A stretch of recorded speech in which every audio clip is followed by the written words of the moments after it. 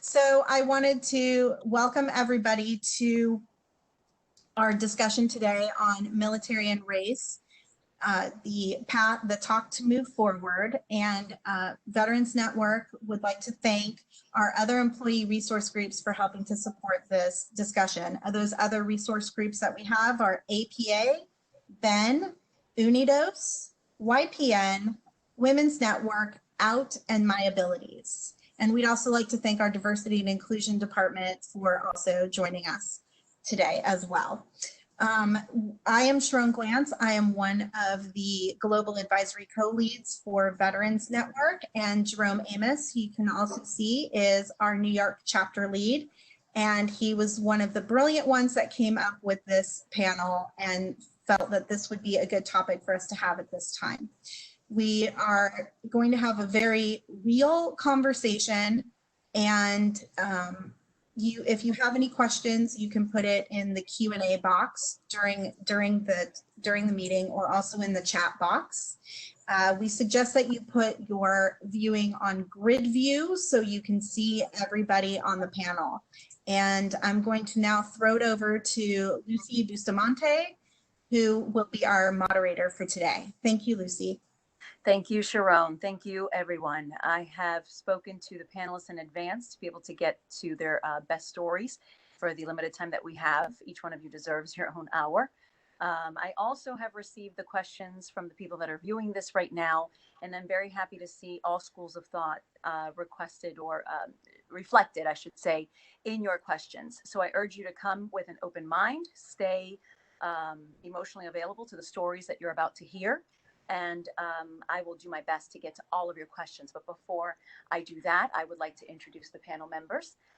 First, we're going to start off with Mr. Val Nicholas. He is a veteran of the U.S. Army and also the creator of VetNet. And just to give you a quick synopsis, from his start in local TV, 2 decades at NBC, both in entertainment and in news, extensive experience in all aspects of media marketing, all sorts. You have to check his bio. It's an incredible bio. But once again, he is a U.S. Army vet, and he also does several career development courses, and is very, very involved as a professor as well.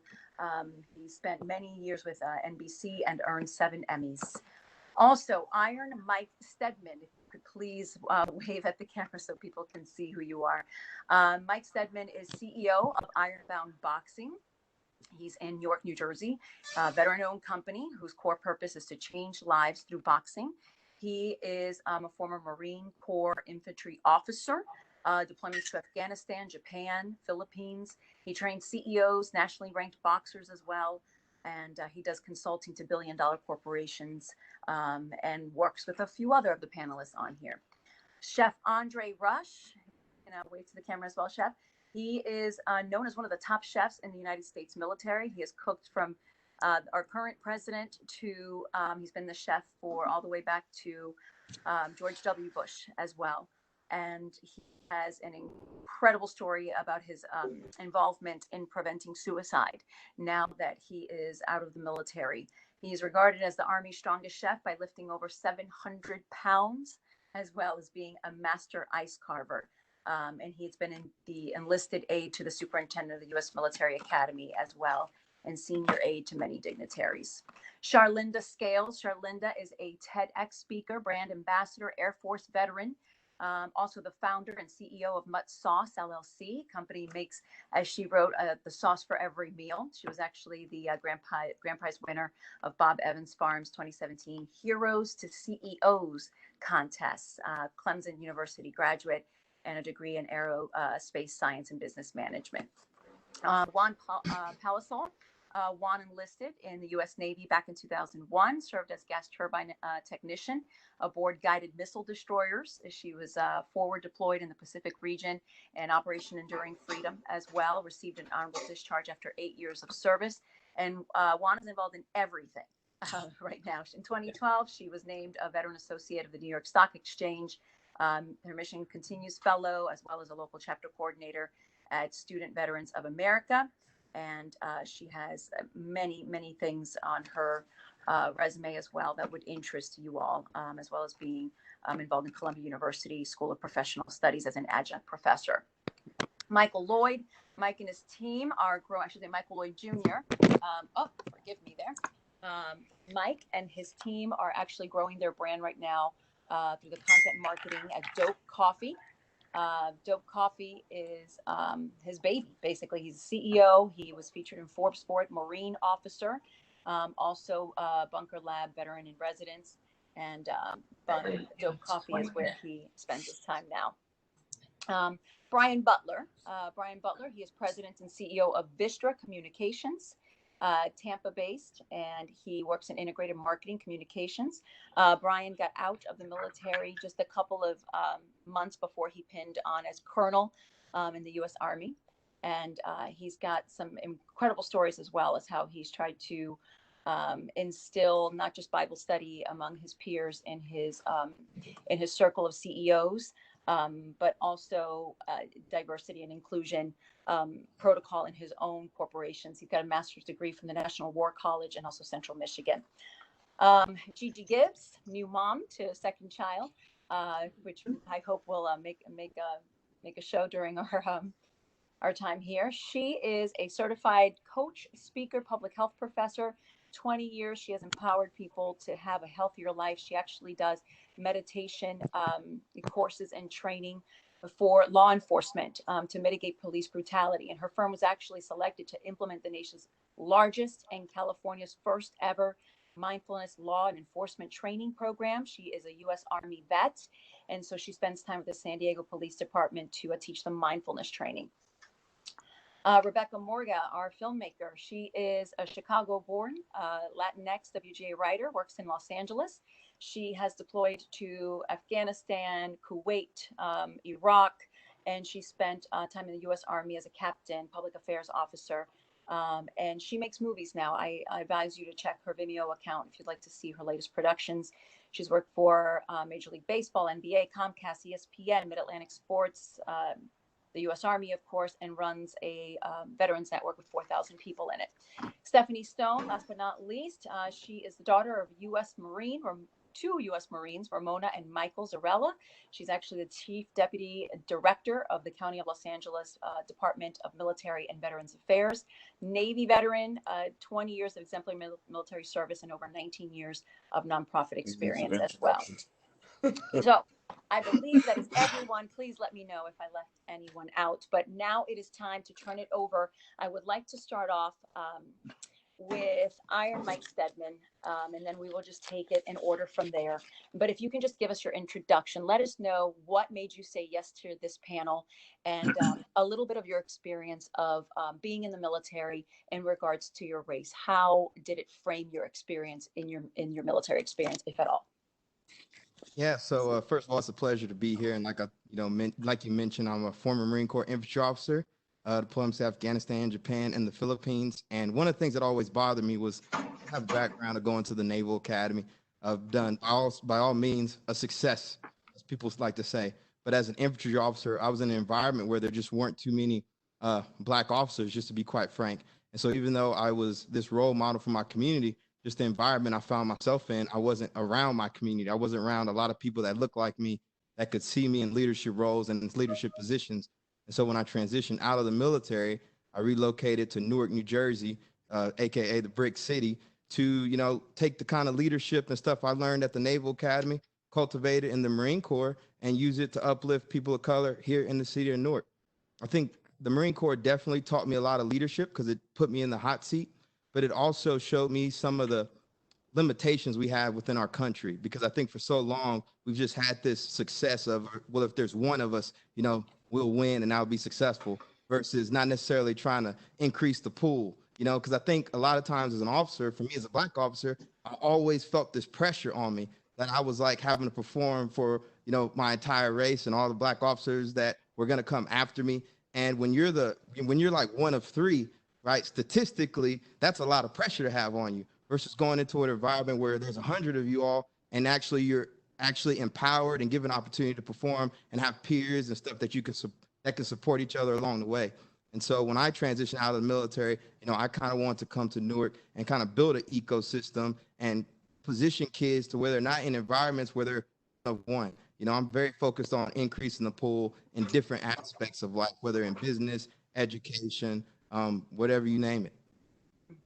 Thank you, Michael.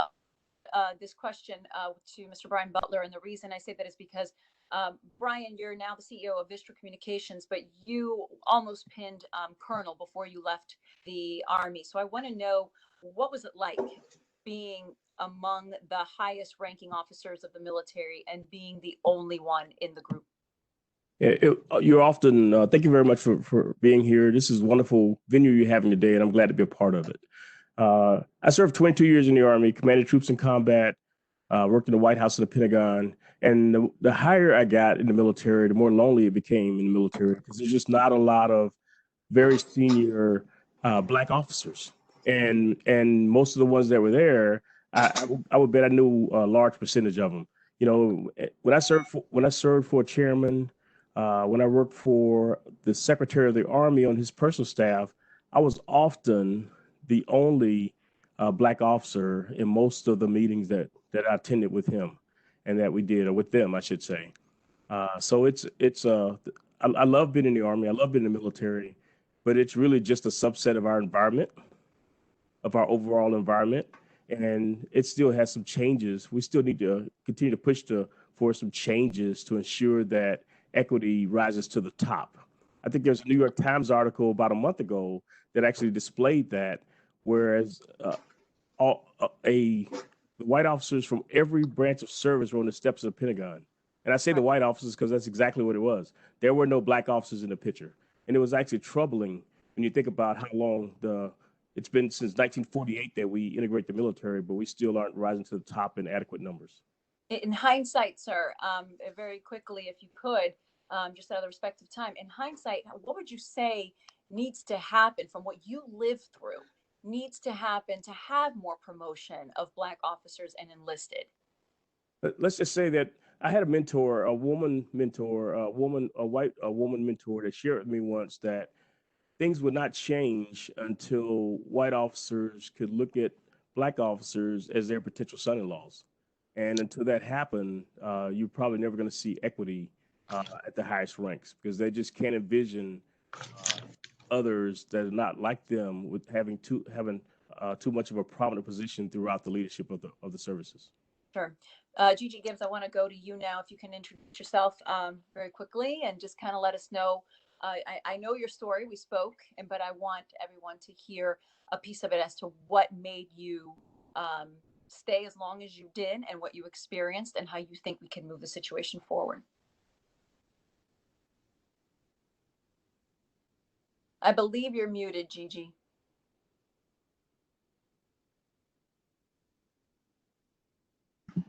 There we go. Perfect. I'm muted. Thank you, Lucy. So I said yes to this event today because I wanted to be here to represent the interest and the voice of African American women. I think on a platform like this, just like the Colonel said, in society in general, it's very easy for our voice to go lost. It's been said historically that Black women are the most disrespected, unprotected, and neglected members of society.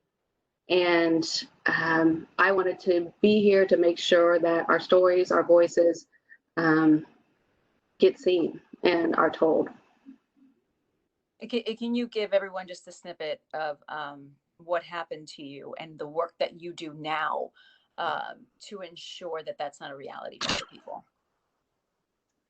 Sure. So when I was in the service, I experienced military sexual assault.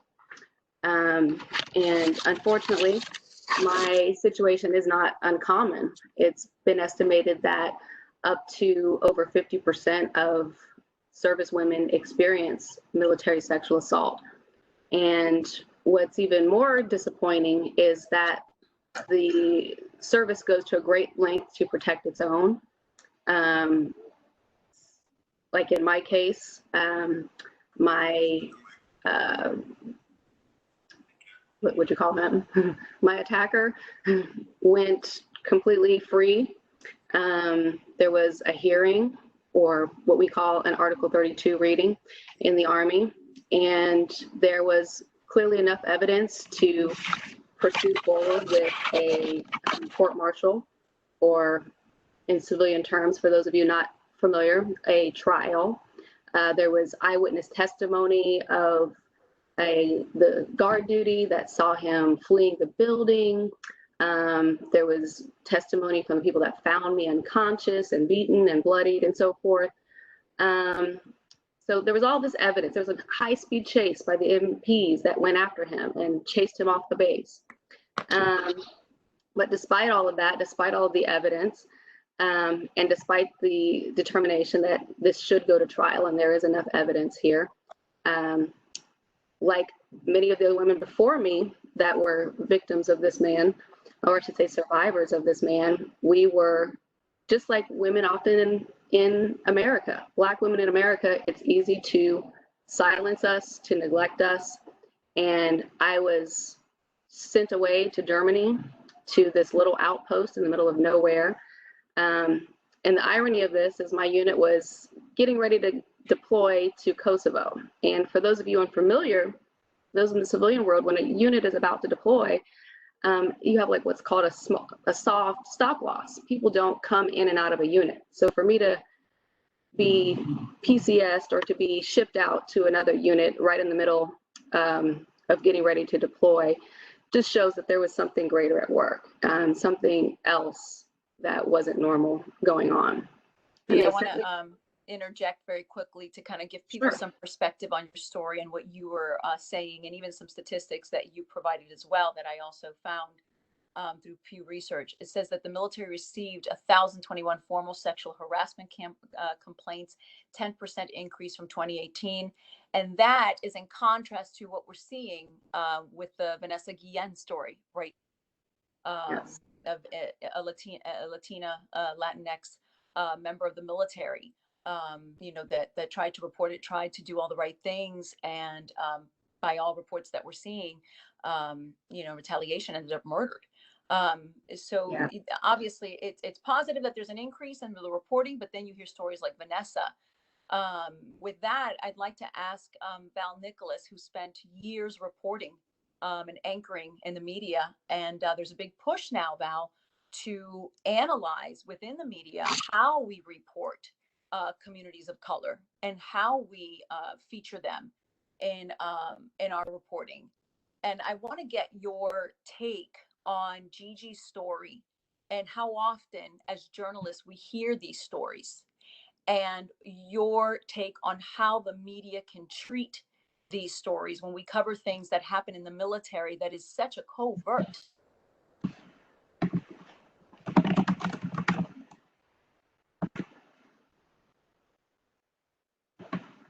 Uh-oh.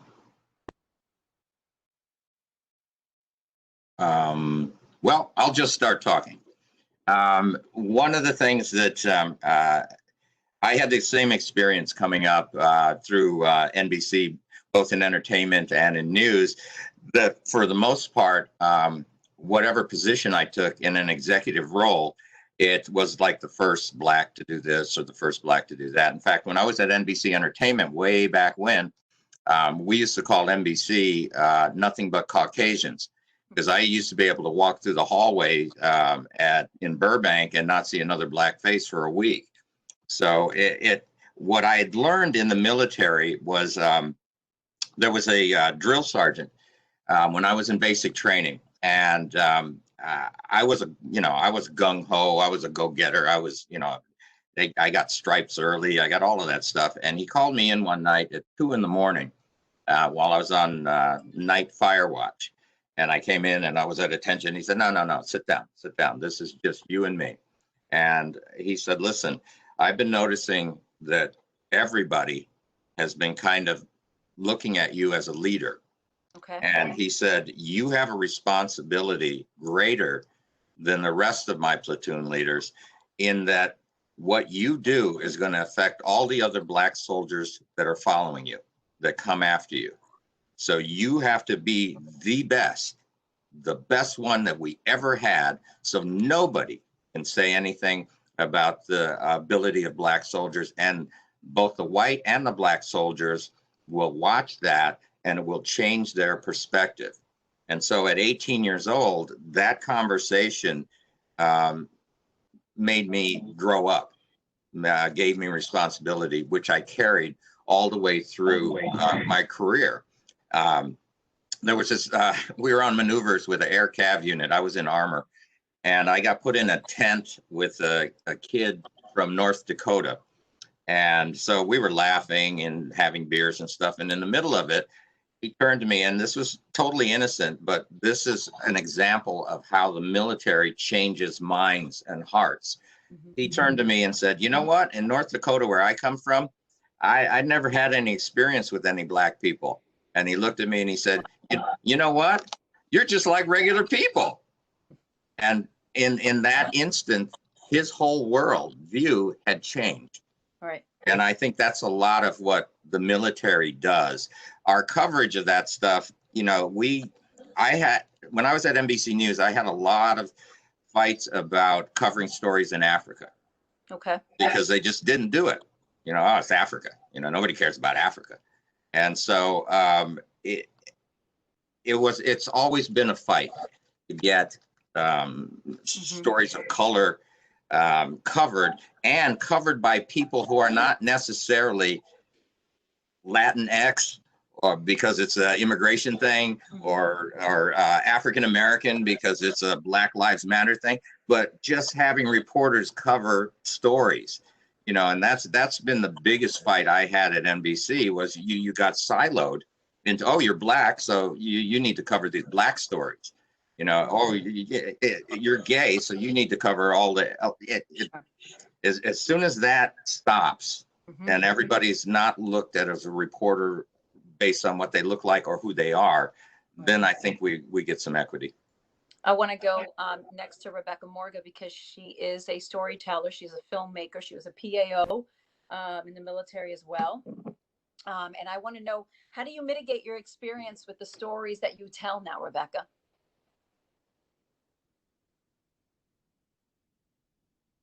Is she on here? Be muted. She's frozen with her internet, so Frozen. Okay, all right. yeah. We'll move on then. I'll go directly to one of the questions for the next panelist that we'll hear from. Oh. Sorry, Rebecca. Now we can. It just caught up. Go ahead. Go ahead. I think I'm actually on a delay.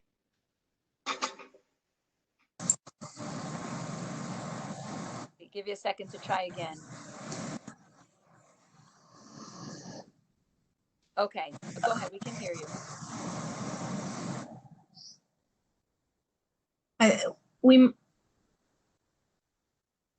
Rebecca, you're freezing. So Lucy, we may have to come back to Rebecca.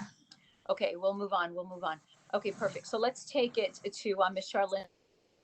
We spoke earlier, and I want to give you a question from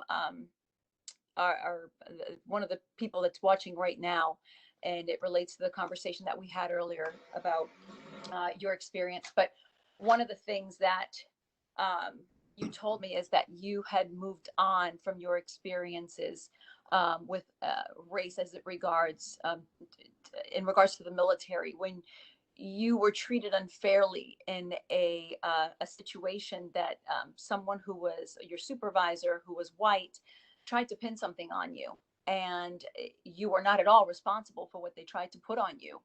And my question to you, and to all of you really, but because we had this conversation, Charlinda, is how do you move past such an incredible offense that you experienced because you were Black, because you were female, and still heal from that without getting the accountability? How do you forgive these offenses without the accountability that the justice system, white people, more often than it does people of color? Well, I take that back to how I was raised. You can tell a lot about a person from their values. So my family was taught that you have to forgive. Forgiveness is how you should condition yourself anyway. So whether or not the offense had to do with race, I would charge myself to forgive any wrongdoing, but it doesn't mean that it doesn't hurt, right? So I was in a situation where I was accused. It was a peer, but a peer that outranked me. I didn't know that they had accused me of doing so many wrong things in retaliation for me being honest. I had been sleeping in a command building for 72 hours trying to do everyone's performance records and help them either PCS or move to their next assignment. I'd actually been in the hospital that year 23 times under the radar for an unknown illness. I didn't know what it was. So when your body is wrecked and you're trying to do what they called the hardest job for a captain on that base, and you at the very end had pushed yourself for 72 hours to the brink, you don't expect that the next thing that happens is the person who left all those packages for you to do at the last minute and you took a butt chewing for them tries to ruin your career. Not only do they try to ruin your career, they convinced the command staff that all the accusations were true. So I was fighting a court martial, having never even been so much as a slap on the hand in my entire career. And I had the #1 strat. So overnight, I was dispensable. I had no job, no commander. They had already picked up my stuff from where I lived, so I was homeless as well. And they said that they would wrap it up in 2 weeks. And Lucy, as I discussed with you, I was on the base for 4 months with no purpose. And so how do you get past that? I've been what they call like the token my whole life. I don't know anything different. I've always been the only Black kid or the only Black female or the only Black officer in the room my whole life. There's a lot of forgiveness that I've had to execute over my lifespan of discrimination. Sometimes forgiving it because I was so conditioned to forgive discrimination, I almost forgot, how often I saw it. And then when I was a commander, when I was in a position of leadership, I had to save other minorities. There was a regulation, AFI 362903, for dress and appearance. I had to call in for a young troop who was on deployment. Her hair was out of regs and they were ready to end her career because they thought that her 2-strand twists were dreadlocks, which were not approved in the AFI yet. Had I not been in the room, she would have lost her career like I almost lost my career. I just look at it and say there are things that have happened that are unfortunate, but there are times that were saved because there was a minority in the room. I'm grateful for the time that I was that minority in the room to save that young troop. And there have been people who've been in the room to vouch for me as well. And just in that incident where I had 72 hours, the commander who was about to levy an Article 15 on me when I didn't even have a consult on my record, okay, was going to go straight to court martial. And he said somebody else can vouch for me. In that 72 hours, I had so many people come back and vouch for my character and my work.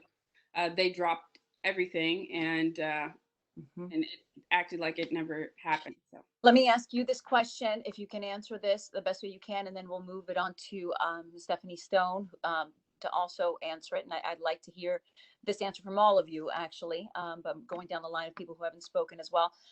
So Charlotta, how do you reform? How does reform happen in a way that doesn't cause the offenders to want to fight back? That's a direct question from our audience. How do you have reform happen in a way that doesn't cause offenders to fight back? What do you think now that you are a CEO and in charge of 2 companies in Ohio? Sure, thank you. It's a very humbling question because the positions that we're all in, we have the opportunity to change the narrative in that way without offending them. You do that by kind of hand holding them. It's not always malicious. I've actually encountered white people who they weren't racist, they were just ignorant. Does that make sense? They just didn't have exposure to white people. They just didn't know. And just like Val was talking about, you're the first Black person I've come in contact with. Well, if you're going to be the only Black person that if I'm going to be the only Black person you come in contact with, I want that to be an educational experience. I want it to be a positive one. But hello? Yes, keep Yeah, going. you're so good. So, but we have to work together, and we have to communicate in a way that shows them that this is a hand holding, I'm walking with you movement forward, not a consternation, I'm fighting you to move forward. I want you to come alongside me. And that comes in conversations at the table, that comes at conversations where lawmakers are putting together things that are going to affect our society. That's small business owners coming together to talk about how we strengthen the local economy together. I mean, we have to do it in a way that shows a teamwork, not a me versus you. Okay, Charlinda, I want to go to Stephanie now. Thank you, Charlinda. Stephanie Stone, if you can take that as well, just to remind everyone, she is in charge of the Veterans Department in Los Angeles. Tell us a little bit about that. Well, I would say that Charlinda hit it right on the nose. I think that I want to also go back to what Brian had mentioned, and that he had a mentor. One of the things that I always share with my mentees or with my staff is to have them find their mentors in their life, and especially for young sailors, soldiers, airmen, Marines, find your mentors. And it's not just one person. You need to find multiple mentors so that when these situations happen, and they're going to happen, because as it was brought up, we're just a smaller version of the larger world out there. And so as we run into these experiences, our young sailors and our young people can come to somebody that has that experience, that has the knowledge and how to work with it. But I think it's really important what Charlinda pointed out, which is we do this together. It's not confrontational. And now that all of us have gone beyond our military careers and are now working from this side, it's just as important for us to maintain the focus of trying to affect positive change in those communities. For the veterans as well as for the military, for our military members, we not only have the ability to, we have a responsibility to. And I need to remind my young people that are joining the military now is to say, we're doing this for you with the expectation that you'll do it for the next generation. I also want to point out that I think something that all of the individuals on this panels have, how brave all of you are. Because in order to stand up against what we've faced, I think I might have just dropped off. No, you didn't. You're still with us, Stephanie. Oh, okay. In order to face what we have, our experiences, you had to have been brave. You have to have. And you've gotten beyond that. And then all of you are here to speak out about it and speak up about it. And I think that's part of the responsibility, again, as we've grown older and moved into our different roles around leadership, that we need to remain brave, take risk, speak out, march when we have the opportunity. In my current position, I'm Chief Deputy for the Department of Military and Veteran Affairs for LA County. We have General Ruth Wong, a female Air Force former flight nurse who is the director, and together we have a focus on trying to affect positive change for LA County specifically, but with the hope that we can affect greater change from beyond, not just the Los Angeles area, but beyond that as well. Michael Lloyd, if you can introduce yourself, why you accepted the invitation, and wherever you want to pick up, sir. Yeah, definitely. So, hey guys, my name is Michael Lloyd, founder of Dope Coffee Company. I created a Dope Coffee, which is it's a brand around coffee to bring awareness, to elevate and uplift Black culture. I accepted this panel invitation because as a Marine officer, first there's out of the service branches, the Marine Corps is the least diverse, and so I've had a very interesting experience being a Black officer from the time I started until my career ended in 2017. I am optimistic about race in the military, in particular. You know, when you get down to the small unit level, when you get down to the fire team, it is very hard to, especially to be in combat with those and not be willing to watch each other six. And the next thing that happens is when you're in that closer proximity, you really learn person to person. Okay, and so I've heard that shared by the other panelists. But I will also say this: I have faced an extreme amount of racism as an officer, and so to go back to your question of how do we move forward. I also think that when you look at what's happening in America right now, especially the protest and the marching that happened after George Floyd was murdered, that conversation was loud. Okay. And I also think the military needs to go through that as well, because we brag and we talk a lot about the fact that, we integrated early. That's great. But in the military, the thing that you can do is you can force integration, right? There was that same UCMJ that, they tried to charge Charlinda with. You can also use that to enforce disciplinary standards, to enforce folks to make social changes that they would not have. That conversation has not been really had in the DOD. You saw the Marine Corps jump out front and say, yeah, we're going to strike the Confederate flag down. So, but the question I pose is, why are there so many Confederate flags on base in the first place? Okay, as an officer, my last command was at Marine Corps Engineer School. And so the company would fluctuate between 200 and 700 Marines at any given time, right? And these are entry-level students who are coming in the Marine Corps to learn a skill. But I'm kind of like their dad at this point, right? Because we got to break them away from society and then give them a new mindset to go forward with. I saw a lot early on that reflected society accurately, right? You had the good, bad, and in between.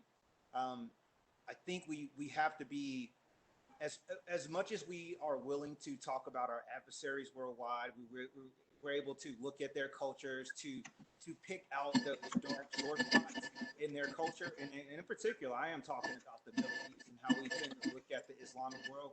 We got to be able to take a mirror and put that in front of ourselves as a DOD and go, well, wait, what are we really doing here? I've had officers tell me to my face, and I'm like my direct seniors, I don't like black people. I don't like Hispanics. This guy's got to write my evaluation, right? Wow. I've had jokes cracked. Hey, we don't serve your type. Michael, did you ever try to report those people? Did you ever feel like you were able to truly tell someone, empower that? And if I may ask, if you're not speaking, if someone can please mute it. We're getting a little bit of feedback. I apologize. I hope that's not too much of an inconvenience, but we want to hear what each one is saying. Go ahead, Michael. So here's what I'm going to say. Did I report it? Who would you report it to in the Marine Corps? That's the question. And I don't want to sound, so I had a great. 1 second, Michael. We're getting some feedback. I don't know if you all can hear it. If our IT people can help with that feedback and maybe mute someone so we can hear Michael clearly, that would be great. Go. Yeah, so I had some really good experience. One of my first company commanders, Robert Dubrat, was a very fair individual, right? I could go to him. I couldn't come to him with any silly BS, right? But I could come to him with any issue I was ever facing. Sorry, what was your question? Sorry, I kind of lost my train before. Well, you said who was there to report it to, and I Exactly. just wanted to know: is there a culture anywhere in your experience that would have made you feel safe to do so? No, in fact, and that's where I wanted to go. So it was interesting hearing. I think it was Gigi talk. So all of my experiences with race never. First of all, if I would have taken them, my immediate superiors, most of the time, if I would have taken an issue of race to them, you see the typical conservative response to when you say there's some form of racism. Oh, you're being a victim. Stop whining. We don't really want to hear that from you. What happened is, so I was in a situation where, as an instructor, particularly as an officer instructor, we had an individual within our command. It was actually the school XO, who would just say all types of just disgusting, negative, derogatory things, in particular to the females. And so it got to the point where that got reported, and it ran up the flag chain. There was a big command investigation. And in that, someone else reported, well, you know how they treat Mike. And so I get called in, I get asked all these questions. and I looked at the lieutenant colonel who was interviewing me, and I was just like, man, like, why are you asking me these questions? It's not like you guys are going to do anything, because I've investigated sexual assault, I've investigated racism, I've been the guy doing the investigations and sent the recommendations up to say we need to take this further, and nothing happens.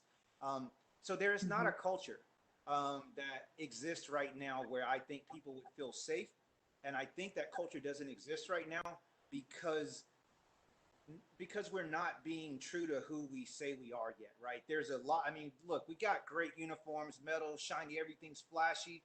And so what tends to happen is we want to focus on those bright, shiny spots and not the dark spots. I left the Marine Corps because of that, quite frankly, because Wow. I knew that I was way more talented. I was tired of getting sidelined. You know, I was the guy that where all the Marines would come to me for advice. They would come to me because they needed someone to talk to. They'd come to me for leadership, but I was never going to get the billets that went along with that, even though every Wow. evaluation I had was top, right? So, Like I said, each one of you deserves your own hour.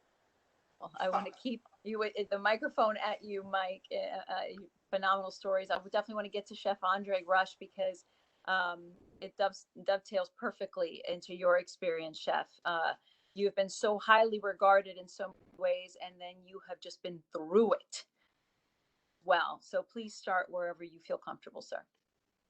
First off, thank you for having me here. It's a pleasure. Of course, I'm Rush. I do 2,200 push-ups a day for suicide awareness and prevention, which is part of my platform as well that goes along with what Gigi said with MST. So backstory is one of my soldiers actually committed suicide because of something that happened with MST. And he's exactly right about the females, the Black females, and even females in general in the community with military and beyond is it's a hard life for them.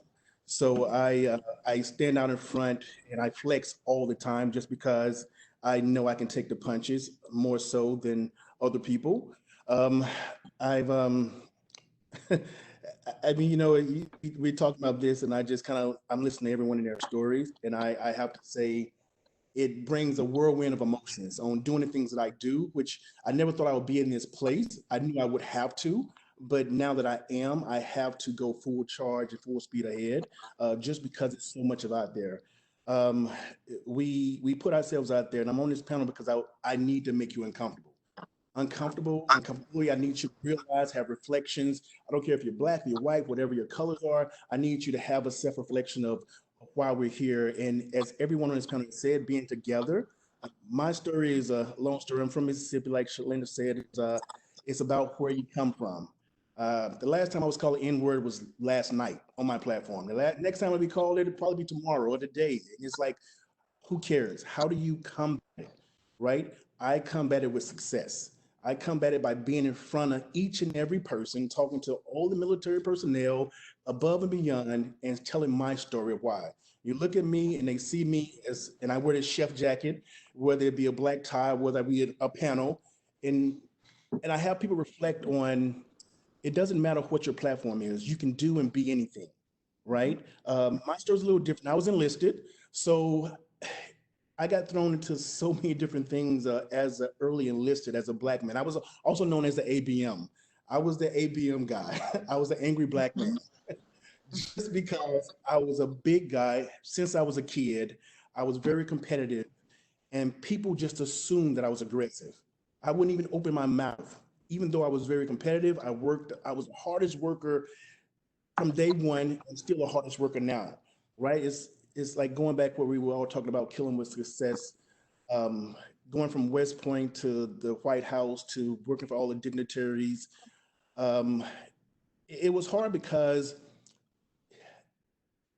probably about 75% of the times while I was in the military, there was some type of racism I had to endure, right? I was kind of like the lone soldier, just because it was different because of my platform and who I work for. Having security clearances, which you all know, being able to not being able to talk to people or vent to people, and everybody of my superiors were always officers, right? A lot of them would want to try to keep me at bay and try to make it seem as though I'm not worthy, if you know what I mean, in a very common way. My first interaction in the military was with another gentleman who was white, my senior, who reminded me that I was from Mississippi. Reminded me that I was a boy, trying to say that I was a boy, and trying to do things to make me feel and not forget where I came from. But the thing that he didn't understand is that even though I've heard my mother call those words, I heard my father call those words, and myself call those words. My mother, my father, my father gave me my strength, my mother gave me my integrity and my heart and my love. And it happened then. Nothing, just because of that one individual it happened to, doesn't mean every individual person, each individual person is held accountable for their actions, and that's the thing that I try to get people to understand, being in our position, in our platform, you know, when this happened with George Floyd, I got a lot of feedback and backlash because I used a caption that said, I have no white friends. And then I went on to say, I have no Asian friends, no Mexican friends, Latino friends, I just have friends. People like, oh no, you can't say this and that. And like Shalina said, everyone wants to change the narrative. So they want you to use your platform for either to be aggressive, to have, strike out. But I have 75% of my followers are younger kids, which I'm extremely proud about. And I think Gigi or someone said, Miss Stephanie said it, it's about the next generation. It's not about me. It's not about you. It's about, Shalina's young son is going to be raised and he's going to be the next leader, and your son, he's going to be the next leader. That's what we're here for. We got to get people to understand that even with the one thing you'll know that's for sure, what happened with George Floyd, what happened with the COVID is when COVID hit and everybody was inside 4 months and George Floyd and this happened, I can guarantee you 1000% that the narrative would not be the same because everybody would have been living their same exact lives. But everybody needs a reason to go outside, and now the whole world, the whole country changed from that, which is a necessity, which needed to happen, right? And now we have to keep it going in that same direction. It can't be like 9/11, which I was in 9/11. I'm sure, I don't know if Brian, if you were there or not, but when the plane hit the Pentagon and got blown up and all that stuff happened, you saw the world come together as one. It was the first time we felt that homage and that patriotic for everybody said, I want to join the military. I want to do this. I want to do that. They thought about all the negative things and all of the divides or black and white, and we just became red, white, and blue for one time in our lives, right? And then that faded away. And every year we celebrate, and I use the word celebration of a remembrance of what happened in 9/11, when it should be doing action every day. So the racism part with me in the military was near and vast. So when, I mean, from the enlisted part of it, from the generals, I think I told you my story about West Point, which I had the pleasure to write an article in AUSA, which was called Toxic Leadership, which was basically a dumbed down version of racism, entitlement, complacency. We all try to put on that rank, especially, and I'll use the word, if you're someone in authority and if you are racist, you can use that to your advantage. I think you said it, Michael, when you said, who are you going to tell? Who are you going to talk to? When that happened to me, a person with all of my accolades, I've gotten, Bronze Stars and, Peace Medals from the King of Belgium, and all those accolades meant absolutely nothing to that one person when he tried to make me feel as though I was not worth it, right? And when I saw the rest of everyone else just say, turn their head and look at me and like, no, there's nothing you can do. We're agreeing with him. And you asked Linda, I said, what do you do? Or how do you deal with that? Right? How do you deal with it? You keep going. You keep fighting. You don't just let it go. You know how many people in the military that has things that happen to them, like Michael said, that they'll have racist comments, have racist statements. And trust me, I don't blame them because guess what? They have to live this life. They have to do this. Some of them, they don't have the heart that we'll have. I'm not saying that they're not good enough or well enough or not educated enough, but you could be around a group of people that will not support you the way that you need to be supported. So it's hard for people to understand and try to articulate and even to go forward. So to continue exactly with Rebecca Morga, our filmmaker, and then also Juan Palasol. I want your take on this too, from the Asian American perspective. Rebecca, when we were talking earlier, you're saying that she is a member of the Latin population. She's done multiple deployments to the Middle East. But because you can be confused for someone who is Latinx, someone who is Italian, someone who is Pakistani, someone who is of many ethnicities, you hear a lot of conversations that they might not have the comfort level of saying in someone in front of someone who is clearly a person of color. And you're joining us by phone, Rebecca. And by the way, guys, we are going to extend this another 20 minutes because the conversation's great and you guys are hanging out. So that's wonderful.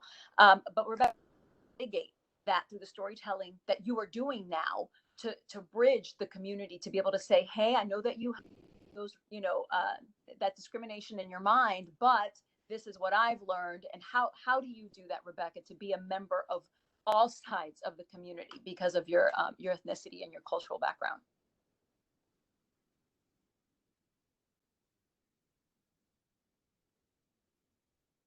Rebecca, are you there? Check your mute button, and if it doesn't work this time, then we're going to go on to Juan. Can you hear me now? I can hear you. Go ahead, Rebecca. Okay, beautiful. Thank you, guys. Sorry, I'm dealing with my entire network completely shutting down. But yeah, so thank you. So very quickly, I'm a Puerto Rican kid from Chicago who ended up joining the military. I deployed actually with a unit out of that was pieced together between kids from Baltimore and Puerto Rico.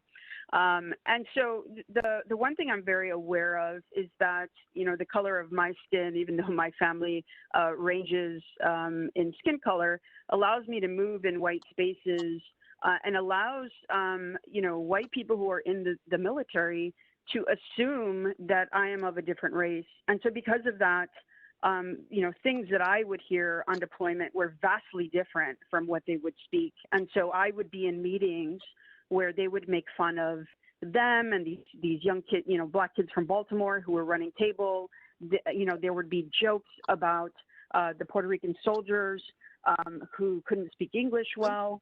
And all of those things would take place in front of me. And so I always say with, I kind of have moved through life in this world of never quite feeling apart, but also listening to the dialogue that takes place. And so I'm very aware that organizations like the military, the police force, and the entertainment industry has grown from excluding marginalized people, and whether those people are women or people of color or members of the LGBT community, this system has constantly been set up to help and mentor those who kind of look like those in power. And so when you look at from the top down, generals, you look at mentorship of women, of people of color, those things just don't take place.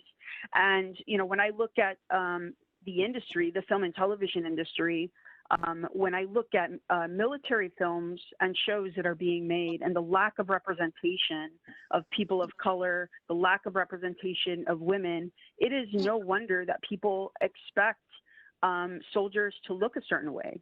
How many times have I been in a room where I've heard, well, we didn't expect, your organization to be veterans because they were so diverse.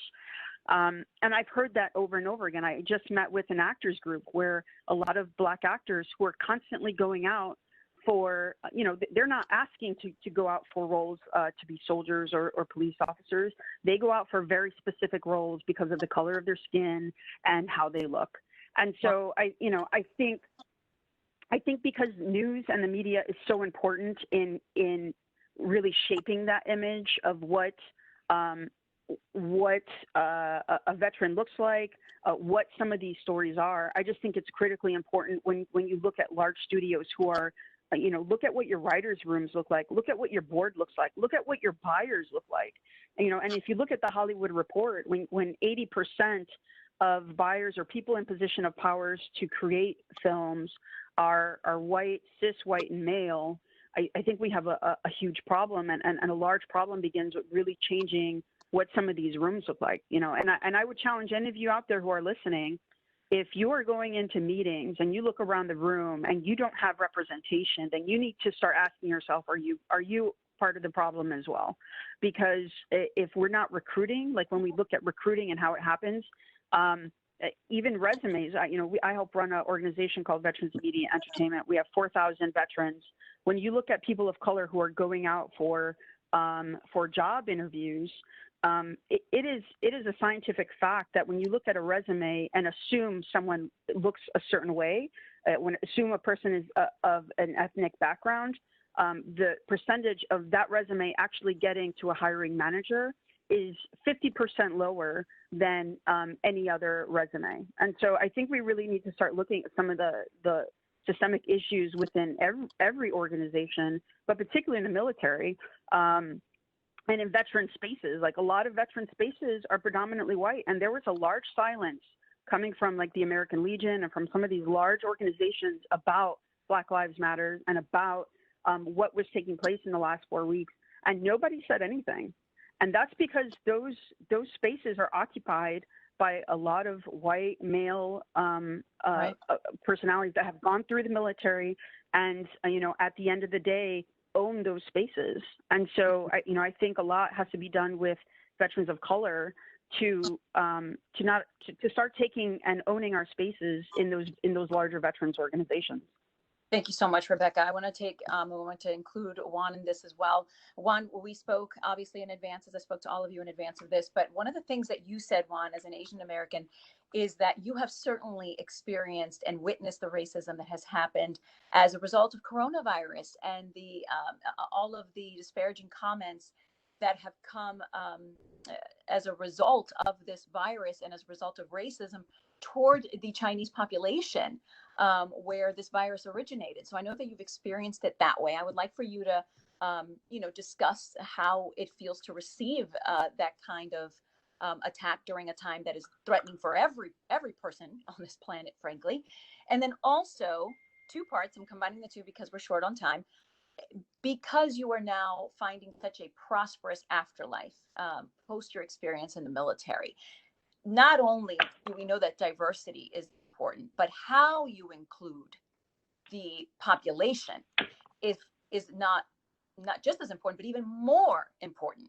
So now that all of you are CEOs or leaders or entrepreneurs or in charge, how do you include, Juan, in your own corporation to make sure that when people feel discriminated against or are feeling microaggressions against them, that they do have a safe place to report to without retaliation?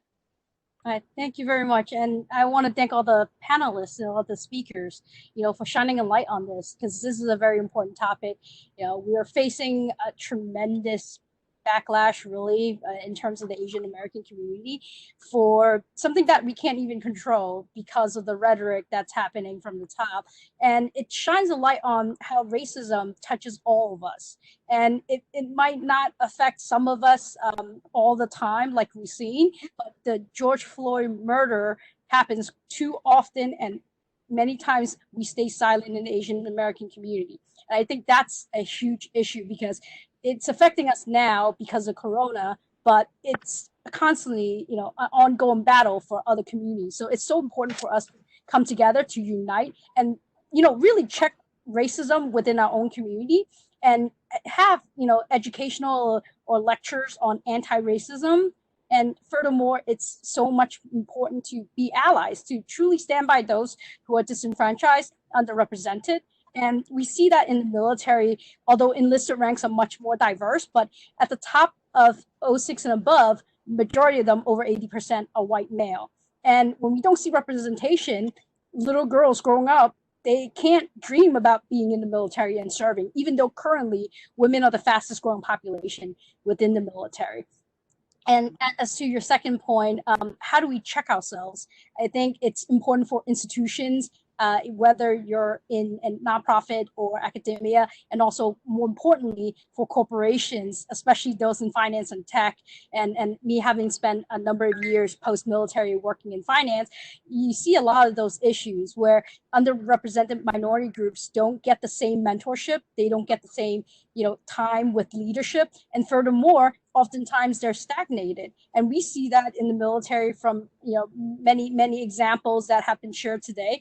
But overall, what we need is for us to unite, to come together and shine issues, showcase the support that we have for each other. More importantly, corporations, Yeah. improve your diversity inclusion programs, have your affinity groups, create areas and environment of inclusion, and have sensitivity training, cultural training. And that will not only make your employees more productive, it helps them feel a sense of belonging. And when they feel ownership, they're much more likely to produce more and help generate bottom line. And it's been scientifically proven that when you have diverse teams, they're much more profitable than the people who think alike and sound alike and can't really think outside of the box. And when you're looking at risk management, that's what you want to have. And so I echo everybody's sentiments. There is a huge issue in our nation, and if utilizing what we learned from the military, it's only one way to help understand how we can come together and unite and fight a common enemy. And it's so important for us to do that in the civilian world as well. Juan, thank you. And I'm going to get everyone to just wrap up on this because I know that this hour flew by. I think everyone got to speak once, but I want to go circle one more time and say thank you to all of you in closing. Iron Mike Stedman, if you can start the end of our conversation by saying, because I know we've had this conversation, how do you do the change systemically? We all know that you all are survivors. We all know that you all are brave people. You know how to, quote, not be the victim. You had strong parents that have showed you how to overcome these offenses. But now when the whole country is listening and wants to know, how do we change the system? It's no longer just about how you guys react. It's no longer about our reaction as people. It's also about changing the system. So, Mike, we had a great conversation yesterday about one of the things that you said that is still institutionalized for the Black person to fail. I want you to tell people that, and please start us off in our last topic. Oh, unmute. How about now? All right. So I think like a boxer, people look at me and they say, Mike, you're so successful since you transitioned. What they don't realize is I'm like Floyd Mayweather these days, right? I don't take a fight unless I know I got a 70% chance of winning. I'm done playing that game of looking at a room and seeing people that don't look like me, and we've got a 10% chance of success. And you're telling me that I should go down that pathway when you've got a graveyard of other people that look like me. And for those of us that make it through those landmines and come out on the other side, we clap it up and, tell everybody how great we are and how if you can do it, everybody can do it. But you just left 100 people in the graveyard.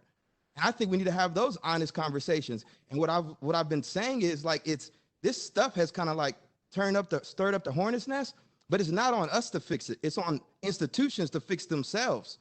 Because again, if a company can look around its boardroom, if it can look around its office and know that they don't have any people of color in authority and leadership positions, right? That is a problem. It's not on us to fix it. It's on that institution and say, hey, what is it that's keeping talented people of color from coming to work here? And when they do come work here, why is it that we only have a 1% chance of success?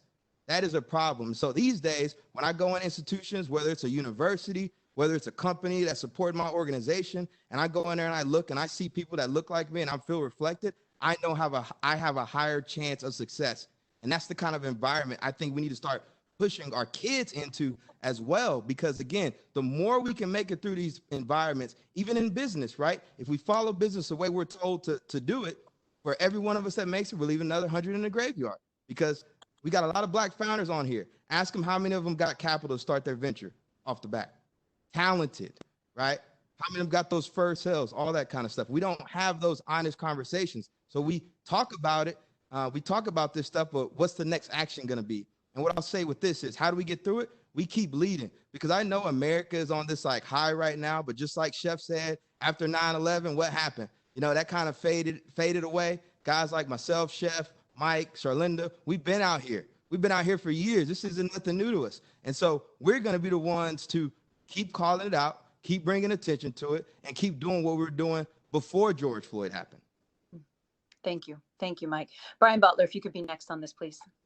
Well, thank you. I want to just commend everybody on this panel. Well, and thank you for your service, and thank you for being here and telling your story, because it's so important. Lucy, this is pretty simple to me. 3 things have to happen. Boardrooms have to change, because they need people in the room at the top asking tough questions and making demands. Leaders, CEOs, C-suites have to change. They have to be more reflective of our society. And those individuals have to also ask and demand of their organizations to make it to be more reflective of our society. And then individuals have to change. Individuals have to be look in the mirror, own it, be reflective, desire to learn, and then we'll change. Until those three things happen, we're going to keep having these conversations. Charlinda, you answered this already by saying that you hold people's hand through it, especially someone that, a person who's not of color, a white person that wants to have this and wants to feel that they're having a safe space, that they have a safe space to ask these uncomfortable questions. Just your last words on your take on how to change it systemically. Right. Well, a little known fact, I'm a Girl Scout Gold Award winner, which is the equivalent of an Eagle Scout. One thing they teach you about scouting, you go out camping, leave the place cleaner than you found it. Leave it better than you found it. So in my life now, I've accumulated a lot of experiences, traumas, all of that. I feel is purposeful. I'm supposed to use that to make the world better than I found it. There are so many people that have paved the path for us. We are our ancestors' wildest dreams, the life that we're living. So what can I do to make the life of my son that I had 4 months ago, what can I do to put this world in a better condition than what I'm experiencing right now? That means that, I can only control what I can control. I'm going to be in the room. So if you look in a place where there's not a Black girl, Charlinda Scales is forcing herself in the room. I will be there. I will be signing up. I've already signed on for 5 boards. So just like Brian was saying, I've already agreed to be on 5 different boards in the last 6 months. I will sit on the boards. I will be in the room. I will talk to any white person who wants to talk to me. We have to use this influence that we have to help create some equality. And that comes from answering the questions and getting rid of ignorance. Systemic racism, I see just there's ignorance and a lack of human empathy. And if we can fix those two things, helping people empathize. You may not have experienced 400 years of slavery. You may not have ever been oppressed, but you can empathize with our struggle and see why there's people just not even thinking about COVID marching in the streets and rioting. There's a difference between the rioters, looters, and the people who are protesting. But I said it before, just because I have a clean record, not ever done anything wrong, I can sympathize with a rioter because they have lost all civility. They're not being listened to, and they're out there just letting all their raw emotions go.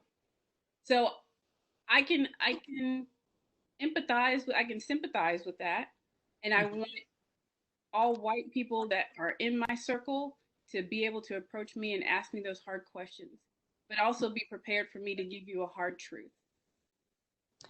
Thank you, Charlinda. Val Nicholas, please, if you can continue this. How do you change it systemically at a time when so many are listening? Sometimes I think, we have these conversations and we do this stuff and everybody feels good about it and then nothing changes. And sometimes you have to force change to happen. When I was at ABC, we had a real problem with getting diverse pools of when they were looking for a job. And everybody talked about it and talked about it and talked about it. And finally, Michael Eisner said, here's the deal. All of you guys who are executives, if you cannot show you interviewed a diverse pool for whatever job you have, you lose your bonus. You don't get your money. And once you start talking about people's money, you got their attention. And all of a sudden, the diversity opened up like crazy. And as others have said on this, exposure to people who are not like you are really important for you to change your ways. But sometimes you have to force it. And in the military, somebody had talked about the UCMJ, that the military can force you to do things. So if it comes down from the top that you are not going to get promoted unless you have a diverse team underneath you and the people that you're bringing up have an equal chance, if you can't show that, then you don't get to be a major, then you don't get to be a colonel. Sometimes you have to go in and hit people in their wallet in order to get them to change. We can talk about it a lot and everybody can say, yeah, I agree with that. Boy, that's great. And then they won't do anything. The other thing that I've noticed in business is, and I had to do this myself, is there's not enough slots to rise up in. There needs to be more slots. Instead of just a manager, there needs to be senior manager and a junior manager and a senior director and a junior director, so that there are more slots opened up. When I was at NBC Entertainment, I was looking to be vice president, but there were like 6 people ahead of me for that. It was going to take me 10 years because there weren't enough slots to move into. There was 1. And so I went to ABC, I became a vice president, and then when I came back at NBC, I came back as a vice president. But the problem there was there were just not enough slots. And I think companies and the military need to open up more slots for more people to go into. And then you can say, oh, yeah, you know, I have room for diversity here. But unless some of this stuff is forced, it's not going to happen. We're just going to have these conversations over and over and over again, like we've had them all my life. Thank you. Thank you, Val. Gigi, you're next, please. I'd like to get you to answer the same question as far as how do you change it systemically? And you have 2 perspectives as a person of color and as a female that went through sexual trauma in the military. Sometimes you don't see how you could have impacted change until it's hindsight. So knowing what you know now, what would you tell the next potential Vanessa Guillen of how to impact change without being put in a box as the over emotional, angry girl? Wow. Well, what I do want to say and speak to that question of how do we make change without making people get upset or fight back? I think we need to realize that any change that has happened in this country related to race relations, going back even to slavery, if abolitionists waited until everybody was comfortable and everybody was on board, never would have happened. All of my ancestors would have still been on plantations. So waiting until people are comfortable and not being willing to address their discomfort, I don't think we have time for that. And I think what really needs to happen is the people that don't look like me and the people that don't look like the people on this panel are the ones that need to be pushing forth these suggestions. So here's what I want you to do. All of you that are listening to this and watching this, I want you to, you're already on your computers, so take out your computer, take out your phones, whatever you've got, and I put together a resource for you.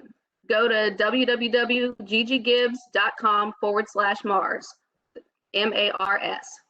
And there, I'm a coach, so hey, I'm just gonna tell you, I want you to take care of your mindset. I want you to take action. And then I want you to hold yourself accountable, okay? Charlinda already said it. She talked about the need for education and your mindset needs this place to take action. So go there, you'll see some resources there where you can intentionally learn how to be an active ally of people in the Black community, of people of color. And then I want you to take action. It is said that knowledge is power, and we've got all this information, but knowledge without any action, it's completely useless. And there's lots of opportunities for you to take action that I've listed out there, right there on the website, whether that's supporting, like Michael said, supporting Black enterprises as not only as an investor, as a consumer, and taking action to advocate for your organizations, for your government, to have independent reporting agencies, just like they're trying to do out in Fort Hood for the girl there. If I would have had an independent reporting agency to hold people accountable to their misbehavior, whether it's sexual assault, whether it's racism, and give those independent reporting agencies, they need subpoena power. Whether it's a police officer force or a government agency or a corporate organization, they need to have an independent watchdog to be accountable to. So take action in those ways that I've listed. And then, like Charlinda said, educate yourself. I've put a whole bunch of books on there, articles, film, videos that you can watch. Great. Thank you. Thank you. Appreciate it. And I want you to get with somebody and hold yourself accountable to this. It's not enough to just have this conversation today, and then a month later, when everything fades and everybody goes back to work and school, that nothing happens. Pick 3 things from this list, commit to do them, and tell someone else what you're going to do and have them hold you accountable to it. Gigi, thank you for that. Thank you for the resource as well and taking the time to do that. She just had a child 3 weeks ago, so put that into account. Okay, let's go over to Michael. Michael, you touched on this with the UCMJ. You pretty much answered the question. Any closing thoughts on how to change it systemically? Yeah, I have a lot of thoughts. Okay, first of all, I'm going to get out front and say that I'm a revolutionary. Okay, I went to Afghanistan because I believed that our country was worth defending, and we fought there. Okay, I don't look at these problems any differently. I'm not advocating that we are violent here in America. I mean, the way that we go about doing it is aggressive. Okay, so first I wrote a couple of notes down. So I'm a millennial. Okay, and I'm saying that for a reason. Change happens in the future. Okay, change is not a past. It's not even a present thing. Okay, and so we are talking about how do you change a system. Okay, well, systems are built by components over time, right? A great system, a great example of a system is a car. Okay, if you got an old car, you got a 1970 piece of junk, you're not going to spend $20,000 in new parts to fix that old car. Okay, you would commit to a new model. Okay, and so the system that we're talking about fixing is so broken, and everyone recognizes it. And so I personally don't have a lot of time to discuss how we make the current status quo better. I'm not interested in it, right? Because if my future, my children's future in particular, is dependent upon convincing a percentage of America that I deserve to be equal, then that's not even equality, right? At the end of it, like, if I had to fight for it to get it, you were never going to see me as equal. I say we package those people up and we push them off to the side. And I said I'm a millennial for a reason, okay? Race, most of the issues that I have in race, as they come from white people, tend to just be from older white people, okay? I am not saying that racism does not exist in my generation, but we've been pushing back against this for quite some time, okay? We should, in society, we should reward those who contribute to the common good. What does that mean for me? I don't do business with people who don't understand what Black Lives Matters means in terms of it being a, hey guys, I'm asking you to be equal. I just want to do business with you. I don't take investment dollars from the folks who aren't going to invest in the woman, who aren't going to invest in the founder of color. Don't like, and I'm not saying like these particular tactics that I'm talking about are marginalization. They're ostracizing people for their beliefs. And so for some folks that might seem a bit harsh, but when you think about it, we do this all the time, right? There are certain types of people that we don't want in our society. And so we have built a system that says we don't tolerate it, right? We talked about that in the Marine Corps. Right? What's the Marine Corps policy on drugs? Not tolerate it. Okay, and it's very simple. So you do it and you're out. I am not saying that we don't need to have open arms, but myself as a Black man and as a founder for a company, the one thing that I really come to realize is that, and Mike, Iron Mike, you hit the nail on the head. It's like, it's not my responsibility to fix someone's broken problem. And I'll wrap up with this. Here's why. The future's coming regardless, right? Change is coming regardless. I'm here regardless. I'm not leaving anywhere. I'm not going anywhere. It's my country. It's like, you want to talk about America first? Come check out what I do. It's America first. So these folks that have an issue, I mean, if you got to convince them, like I said, they were never coming over to your side to begin with.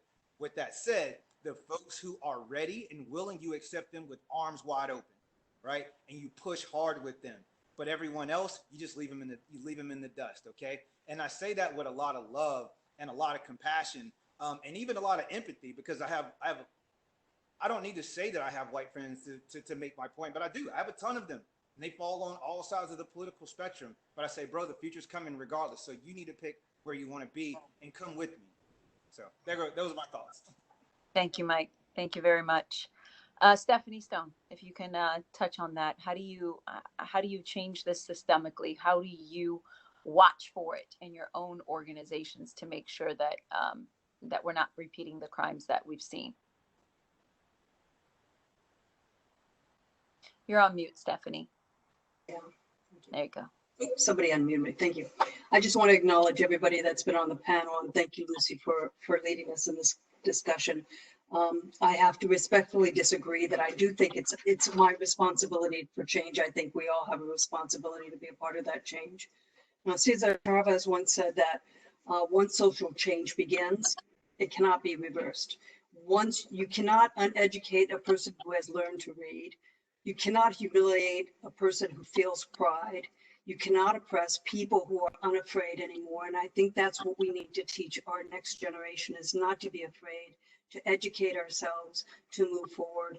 For me in this local community, I look to educate my congressional leaders through their staff members, through themselves, to bring them into these conversations so then they can then hold DOD accountable.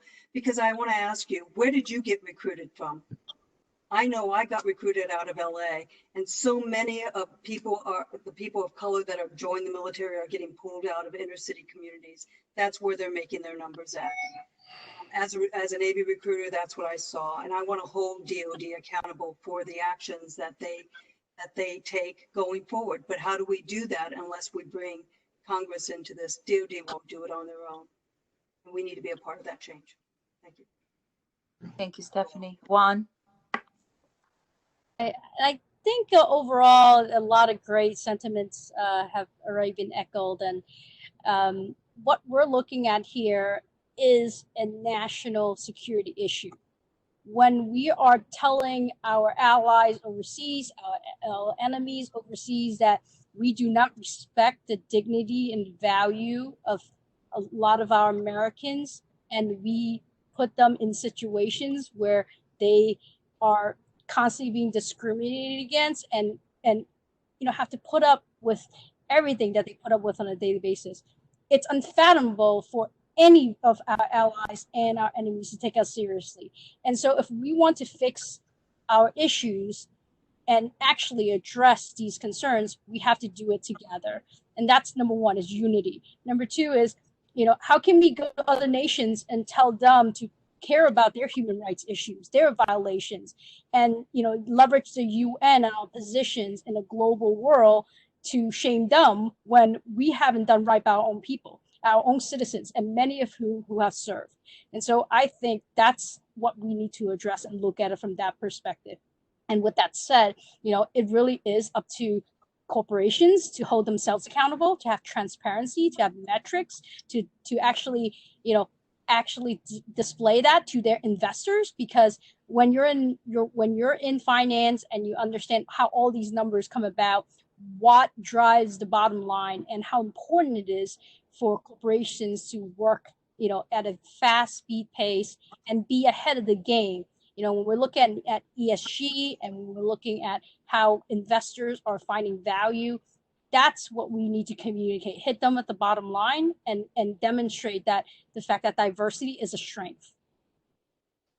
Juan, thank you. Rebecca, if you could please give us your hindsight is pretty incredible, because you're also documenting the stories through the videos that you create and the movies that you create. How do you change it systemically? What are the conversations you're hearing from the people you interview all the time? Can you hear me? We can. Go ahead. Okay.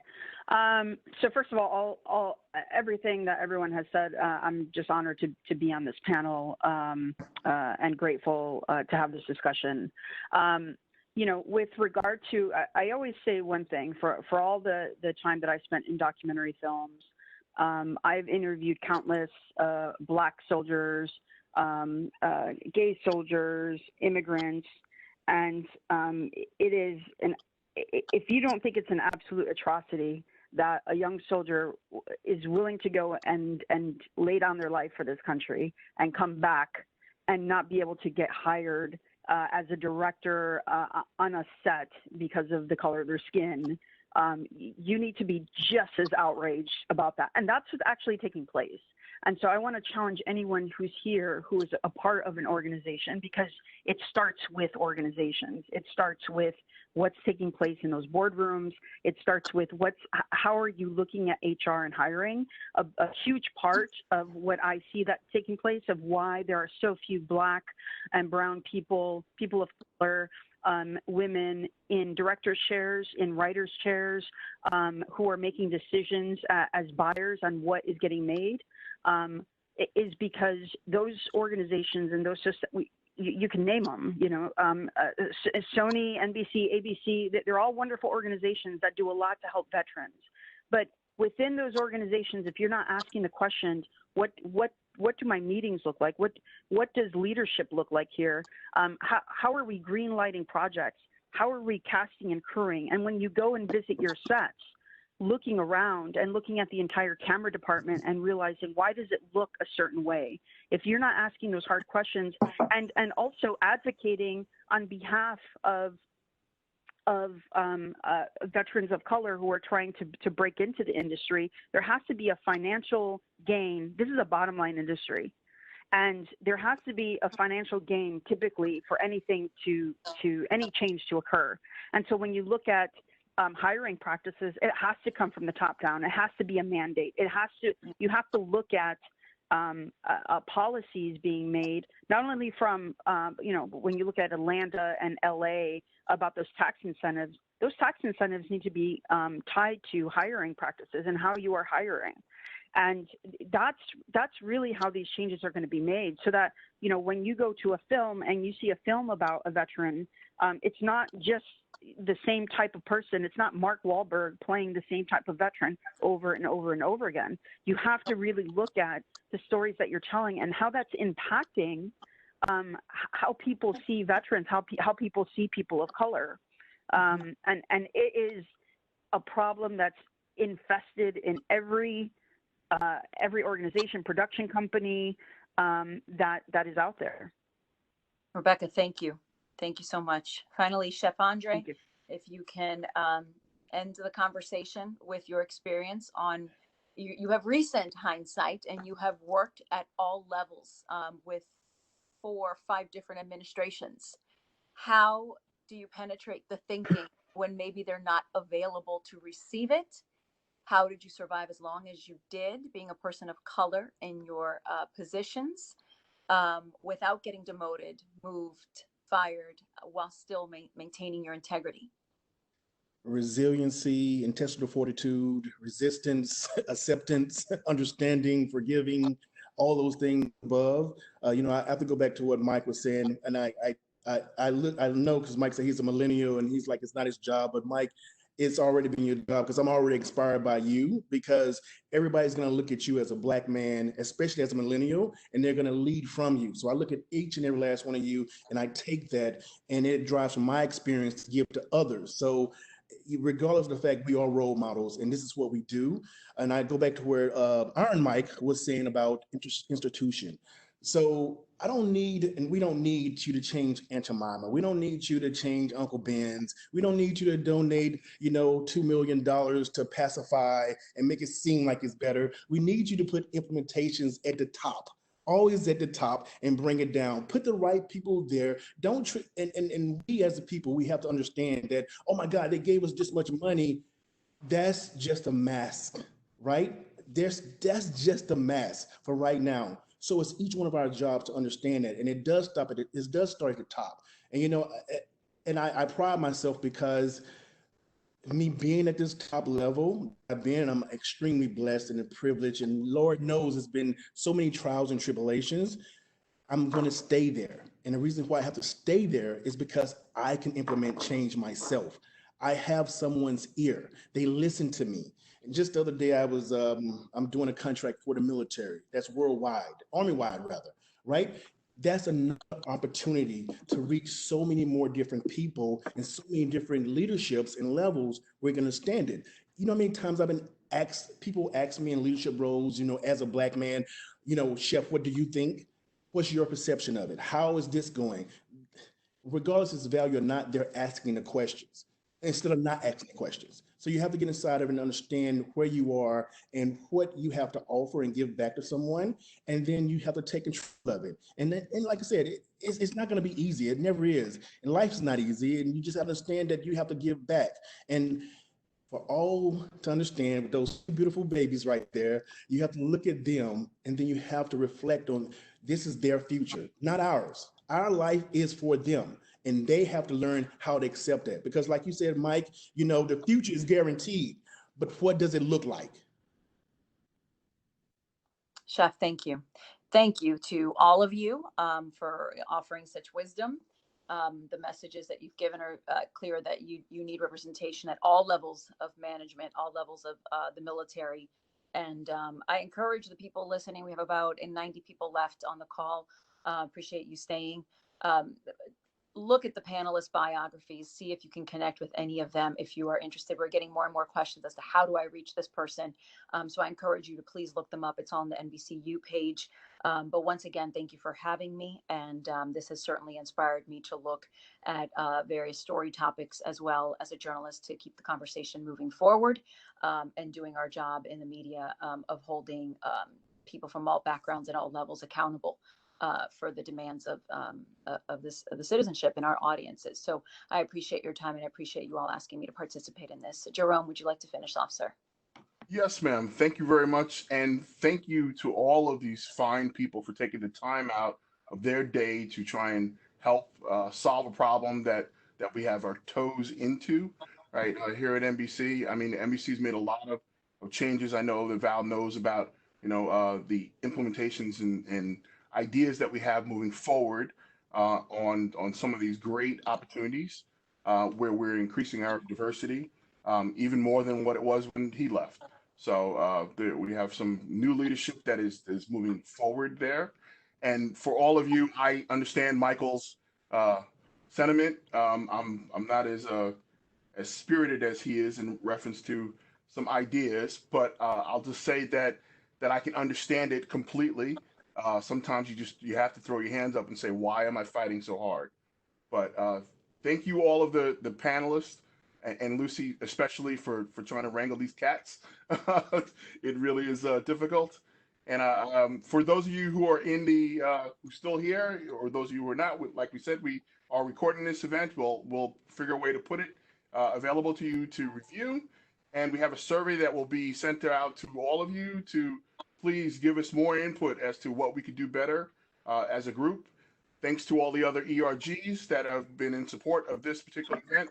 That's Ben, that's Out, that's Unidos, that's My Abilities, that's Women's Group, that's Young Professionals here at NBC. And I don't believe, did I miss anybody? APA. Yes, of course. My first go-to. So yeah, APA, because as you can see, this is a diverse group of individuals from diverse branches of the service. We wanted to make sure that the talk came from everyone as much as we possibly could.